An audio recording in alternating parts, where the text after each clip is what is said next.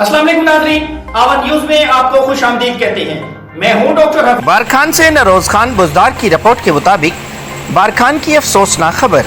उस्मान नामी नौजवान अपने दोस्तों के हमरा नदी में पिकनिक मनाने गए। बारिश के बायस अचानक नदी में तुगयानी आ गई।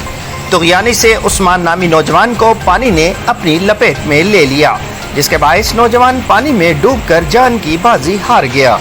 पुलिस और रेस्क्यू टीमें जाए वकूआ पर पहुंच गई। लाश को निकालकर अस्पताल मुंतकिल कर दिया गया। दूसरी जानिब बारखान यूनियन कौंसिल कड़ी काकोर में बारिश से पहले तेज हवा के बायस अचानक माल मवेशी की झोपड़ी को आग लग गई। आग ने पूरी तरह झोपड़ी को अपनी लपेट में ले लिया, जिससे 70 दुम्बे आग की जिद में आकर झुलस गए। आग लगने की वजह घर में चाय बनाई जा रही थी, जबकि बारिश से बचाव के लिए माल मवेशी को झोपड़ी में बंद किया गया, जिसे अचानक चिंगारी उठी, जिसकी वजह से मवेशियों की झोपड़ी को आग लग गई। माल मवेशी वुशुपाई नामी शख्स के हैं। वुशुपाई ने हुकूमत बलूचिस्तान से मदद की अपील की है।